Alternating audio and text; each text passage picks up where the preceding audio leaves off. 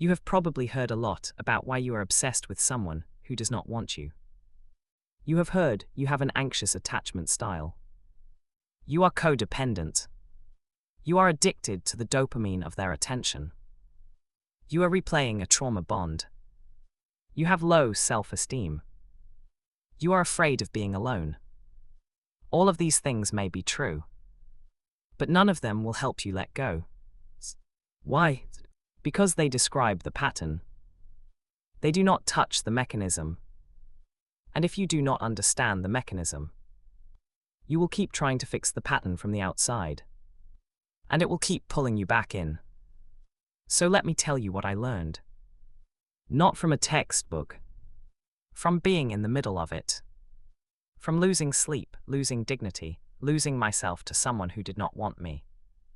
And from finding my way out. Here is the truth that moves the needle. The person you are obsessed with is not the source of your longing. They are a doorway. What you are feeling is not about them. It is about an older wound. A wound that was there long before they walked into your life. You see, somewhere in your childhood, or perhaps earlier in the pre-verbal spaces where your nervous system was forming, you learned that love was not safe. That love had to be earned. That love might never come. Maybe it was a parent who was emotionally absent. Maybe it was a caregiver who was inconsistent. Maybe it was an environment where your needs were not met. And you learned to chase, to perform, to wait, to hope. Because that was the only way to survive. That learning is not a memory in your mind. It is a memory in your body. An energetic imprint. A felt sense that says, love is not freely given. I must work for it. I must prove myself. I must get them to choose me. Now, when someone comes along who is unavailable, who does not choose you, who keeps you at a distance, who triggers that old familiar ache, your nervous system lights up. Not because they are special, because they are familiar. They match the template. They are the same shape as the original wound. And your inner child, the one who learned that love must be chased, wakes up and says, this time, if I can get them to love me, it will fix everything. This time I will finally be worthy. That is the mechanism. Not them. Not even the attachment style. The mechanism is a younger part of you that is trying to complete an old, incomplete experience. It is trying to get from this person what you did not get when you needed it most. And it will keep trying until you see what is actually happening. The missing piece, awareness. Here is where most healing work stops. And why most people stay stuck. They learn about the inner child. They learn about attachment. They understand the mechanism intellectually. But they do not develop the one thing that actually moves the needle, awareness. Not awareness of the pattern. You already have that. You know you are obsessed. You know it is not healthy. You know you should let go. That kind of awareness does not free you. It just adds another layer of judgment. I know this is wrong, why can't I stop? The awareness that frees you is different. It is not the awareness of the pattern. It is the awareness that is already present underneath the pattern. Here is what I mean. Right now there is a part of you that is obsessed. It is spinning. It is aching. It is replaying conversations. It is hopping. That part is real. It is loud. It is painful. But here is the truth you may not have seen. You are not that part. You are the one noticing that part. There is a part of you that is aware of the obsession. A part that watches it. A part that knows it is there, even while it is happening. That part is not obsessed. That part is not aching. That part is not hopping. That part is just present. That part is the real you. Not the one caught in the storm. the one who sees the storm. This is the missing piece. The obsession does not disappear when you fight it. It disappears when you stop being it and start witnessing it. When you recognize that the longing, the ache, the desperate hope, they are appearances in your awareness. They are not your awareness itself. What disidentification does? When you can say, I am not the obsession. I am the one noticing the obsession. Something shifts. Not because the obsession goes away immediately. Because you are no longer collapsed into it. Before you were the storm. Now you are the sky. The sky does not fight the storm. It holds it. It watches it. It lets it move through. And eventually the storm passes. Not because the sky fought it. Because the sky was larger than it all along. This is what disidentification does. It gives you space. Space around the feeling. Space around the longing. Space to breathe while the feeling does its thing. And in that space, the feeling loses its grip. Because it was never the truth of who you are. It was just a passing weather system in the vast sky of your awareness. So what actually heals the obsession? Two things working together. First, you stop trying to get love from them. And you start giving it to the part of you that has been waiting. The part that learned love was conditional. The part that learned to chase. The part that believes, somewhere deep, that if you stop trying, you will never be loved at all. That part needs something. Not advice. Not a strategy. Not a new thought. It needs presence. It needs you. The adult you, the one who is here now. To sit with it. To say, I see you. I know what you went through.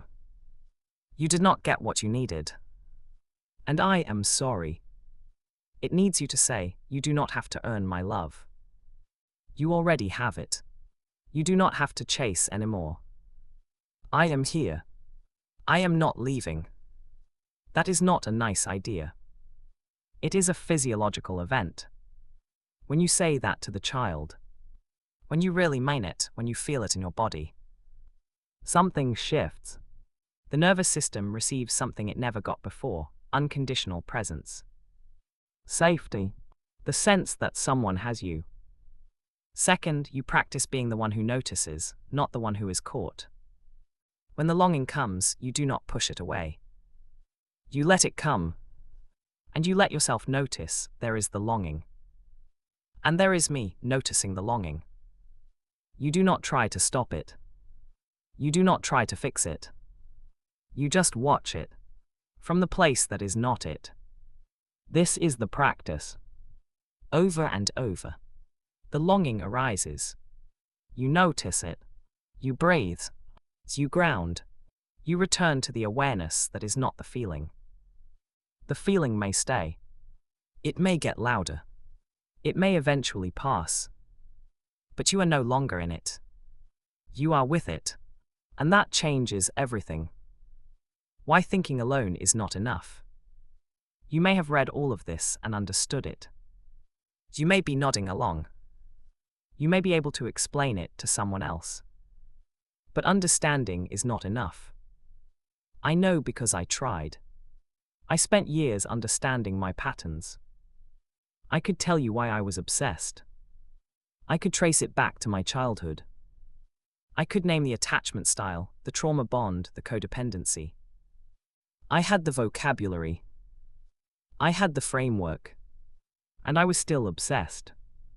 Still checking their social media at 3 a.m. Still hopping. Still aching. Understanding alone does not move the needle. Because the wound is not in your mind. It is in your nervous system. It is in your body.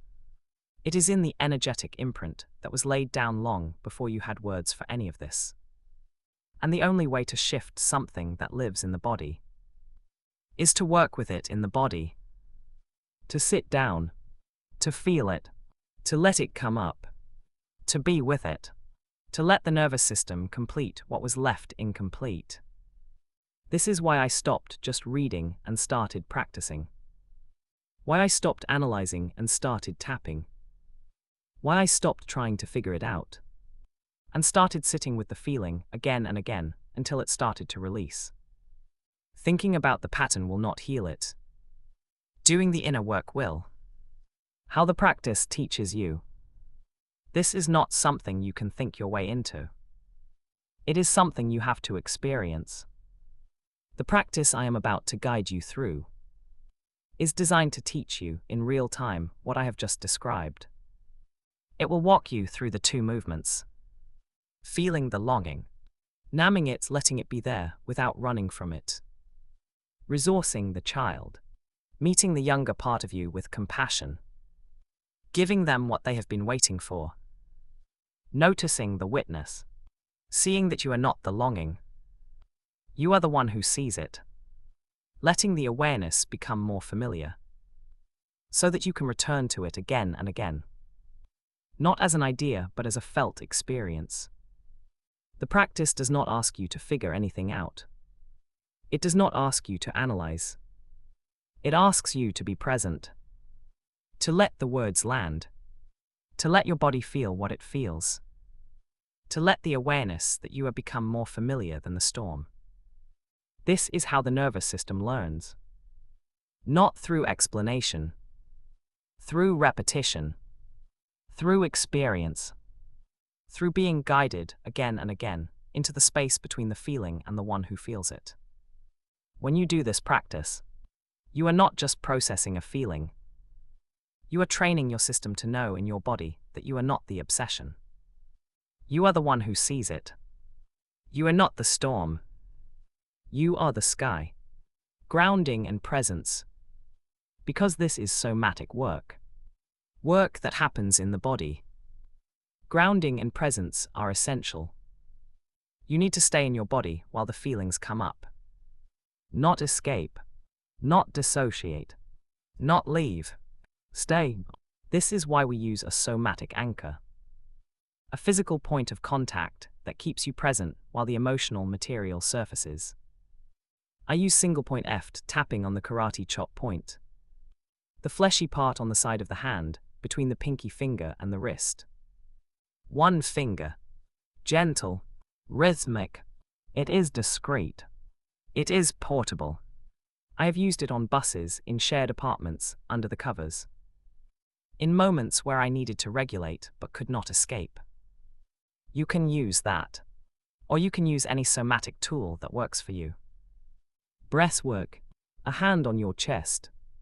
A gentle rocking. Whatever keeps you in your body, present, grounded. The key is not the tool. The key is presence. Staying with yourself while the feeling moves through. It's not running. It's not numbing. Not escaping. Being here. What does this mean for you? If you are stuck on someone who does not want you, here is what I want you to know. You are not broken. You are not weak. You are not crazy. You are carrying a wound that was never healed. And the person you cannot let go of is not the wound. They are a symbol of it.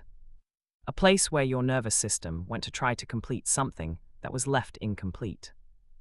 The way out is not to get them. It is to see them clearly. They are not the one who can heal you. They are the one who showed you where you need to heal. The way out is to discover that you are not the obsession. You are the one who sees it. You are not the storm. You are the sky. You have always been the sky. And the healing is not about letting go of them. It is about bringing yourself home. A final word before the session. I have been where you are. I have been obsessed with someone who did not want me. I have checked their social media at 3 a.m. I have replayed every conversation, searching for the moment I went wrong. I have felt the shame of wanting someone who did not want me back. I have felt the fear that I would never be loved again. And I have come through it. Not because they finally loved me. Because I finally loved myself enough to see the child who was chasing. To sit with them. To tell them they were already worthy. To let them rest. That is what I am offering you. Not a way to get them. A way to get yourself back. So take a breath. Place your hand somewhere on your body. On your chest, on your lap, on the karate chop point. Let it ground you. Let it remind you that you are here. And let the practice teach you what you already know. In a way your body can finally feel. If you find your mind caught in a loop around someone who does not return your feelings, and their attention feels like the only thing that matters, stay here for a moment. Take a slow breath and arrive here. You do not need to analyze anything. Let the words land where they land. Your body will take what it needs. And begin. I now recall how this pattern shows up in my life. I often find myself intensely drawn to people who are emotionally unavailable or inconsistent. I interpret their lack of interest as proof that I am not enough. My sense of worth feels dependent on being chosen by a specific person. I tend to overlook or dismiss others who show me genuine care. I feel stuck and unable to move on, even when I know it is not good for me. If this resonates, we will now gently connect with the emotional experience behind this pattern.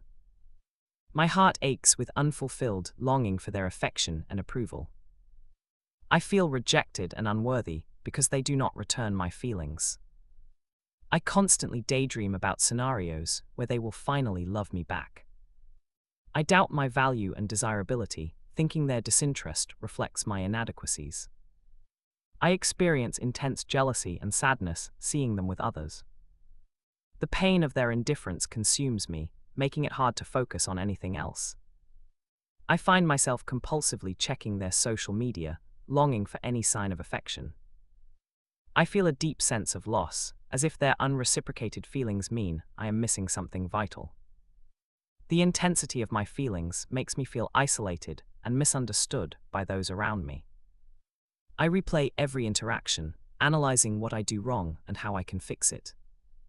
The fear of never being loved this way again haunts me, making me cling even more. I feel powerless and stuck, unable to move on from my feelings for them. I experience a deep sense of betrayal by my own heart for leading me into such pain. The thought of giving up on my feelings feels like abandoning a crucial part of myself.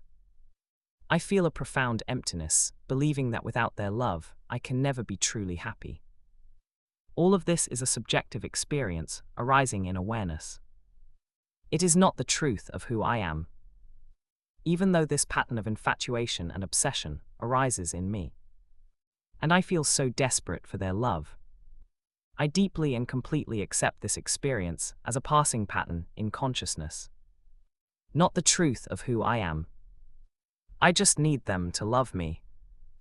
If they loved me, I would finally be okay. I cannot stand this feeling of being unwanted. I feel so small and invisible. Why am I not enough for them? I would do anything to make them see me. This longing is so painful, it is in my chest. I feel like I am going to break. Notice how tight the chest feels. Breathe into that tightness for a moment.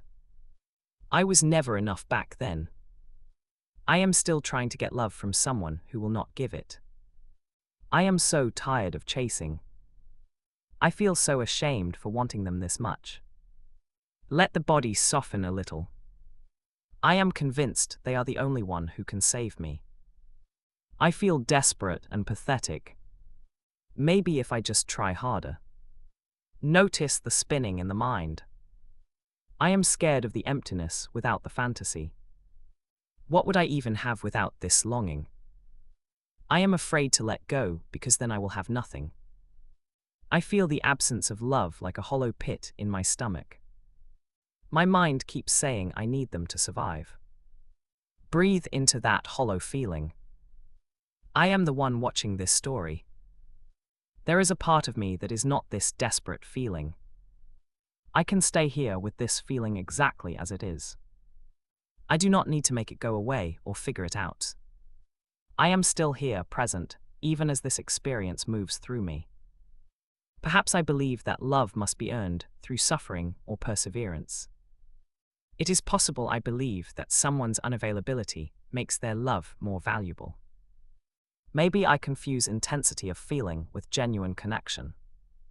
I might believe that if I am not consumed by longing, I am not truly loving. It could be that I am replaying an old dynamic where I had to prove my worth to get attention. Possibly I am using this person as a stand-in for a parent whose love I desperately wanted as a child. I may be projecting an unmet need for safety and approval onto them. This pattern might be a way to avoid facing the emptiness I feel when I am not chasing someone. It is conceivable that I am addicted to the highs and lows of this dynamic because it feels familiar. I recognize these beliefs are patterns from past experiences and are not the true self. The outdated identity here is the desperate seeker who believed their survival depended on being chosen by someone outside themselves. A protective strategy that once kept hope alive in a barren emotional landscape. But it is now a structure I am outgrowing. I am sorry to my inner child who experienced the pain of feeling unseen and unlovable by those you depended on. I see how you learned to believe that love was something you had to chase and beg for. You did not deserve to feel that way, and it was never your fault. You are safe now to feel these old feelings because I am here with you, and I will not leave. Wait, you are really staying with me. I am not alone in this. I give you permission to heal the wounds that make chasing feel like love. I give you permission to rest in my presence without needing to earn anything. I release any guilt and shame you carry for wanting to be loved. I honor our journey together through all of this longing. I love you and I am not going anywhere. You are safe to let go of the chase and simply be yourself. Because I am here now and always to protect you. And these feelings are passing experiences, not the reality of who you are. Now that we've felt and honored the experience, allow understanding and light to arise naturally. The belief that their love is the missing piece was an illusion born of a moment when you mistook the ache of the past for a need to be fulfilled by someone in the present. Your worth was never on the line in their response to you. Thoughts of inadequacy, fears of being alone, and the emotional storms of longing are all temporary appearances moving through the vast, untouched space of your true self. You are the awareness watching the heart ache, not the ache itself. In this truth, calm returns, freedom is recognized, and balance is restored because you never lost your center. You simply forgot to look within for it. I can take one small step forward in my own life, even while I still feel some of this longing. I can feel the pull toward them and still choose to place my attention on what I am doing in this moment. There is a sense of being held by my own presence, enough to move through discomfort without collapsing. I can learn, step by step, what it feels like to hold my own attention without shamming myself for wanting. I can soften my grip on the fantasy and still engage with the day in front of me. I give myself permission to let the body soften with the simple sensation of being seen by me, even for a moment. I allow the wanting to be felt without needing it to be fulfilled by anyone else, right here in the chest. I choose to stay present with myself when the urge to check on them arises. And I can let that urge move through me without following it. I am willing to feel the quietness of not chasing, and let that be enough for now. I allow the shift from longing to presence to unfold in its own time. As the body learns what safety feels like, I release any need to control when or how this old pattern resolves. Trusting that awareness itself is the teacher. Where there was once a frantic need to find their face in a crowd, there is now a gentler noticing of my own presence in the space I occupy. Where my identity used to collapse into the question of whether they want me, I now feel a quiet curiosity about what it is I want in this moment. The ache of being without them used to feel like a gaping absence. And now the same space feels more like an openness where my own breath can move freely. I release the disempowering belief that my worth is determined by their interest. And I embrace the learning that comes from turning my attention back to myself, again and again, with compassion. I choose to honor the part of me that has always been the witness. The one who has watched the whole story of longing unfold and has remained present, whole, and capable all along. I imagine myself feeling a quiet sense of self-possession. I see myself now walking through my day, and my thoughts are no longer straining towards someone else for validation. I am aware of the old longing as a distant echo, but my attention is soft and settled in my own body. I feel a gentle warmth in my chest, not from being chosen by them, but from being present with myself. I notice how calm my nervous system feels when I am not waiting for a sign from someone else. This new experience arises in consciousness, and I am the stable witness, simply allowing it. I am here, feeling my own breath, and it is enough. My own company is a place I can rest, finally. I feel the relief of not chasing, and it tastes like coming home. It is ordinary to feel this way. It is safe to let my attention rest in my own life. The moment arrives where I would normally start scanning for them. And I notice my shoulders beginning to tense. Instead of diving into that search, I let my eyes rest on the ground in front of me. I feel my feet on the floor. I take a breath that goes all the way down into my belly. The thought appears, what are they doing? Do they miss me? I see the thought. I feel the familiar pull in my chest. And I do nothing with it. I let it be there, just a cloud in the sky of my mind. My hands are relaxed at my sides. I notice I am still breathing, slow and easy. The pull in my chest starts to soften. I feel my weight in my chair. I bring my attention to my hands resting in my lap. They are still. I am not moving toward them. I am not making a plan. I am just here. A feeling of emptiness stirs, and I notice it is not the painful void I expected. It feels more like space. Like my ribs expanding with air. I put my hand on my chest, just for a moment. It feels warm. I think I am okay right now. The thought comes and goes. I look out the window. I see a bird land on a branch. My attention follows the bird for a moment. I am curious. I am not looking for anyone. I am just watching. My shoulders drop a little. I feel a small wave of sadness pass through me, and I let it. I do not try to fix it or give it to them. I just let my chest rise and fall with it. The sadness passes. I am still here. I take a sip of water. I feel the coolness in my throat. My focus lands on the next thing I need to do today. It is simple. I can feel my mind settling, like water in a glass becoming still. I am not trying to force calm. It is just happening because I stopped stirring. I get up and move to the next task. My body feels lighter. I am not wondering what they think of me. I am just moving through my own life. I complete the small task. I feel a quiet sense of satisfaction. It is not dramatic. It is just real. I am capable. I am here. I belong to myself in this moment. The old longing feels far away, like a story I used to tell myself. I am breathing easily. I am safe. I am moving. Allow this felt sense to continue integrating naturally in the body and in life. Take a deep breath, feel the shift, and smile. Let this settle gently. There's nothing you need to do right now. You can return to this whenever you feel called. Be gentle with yourself.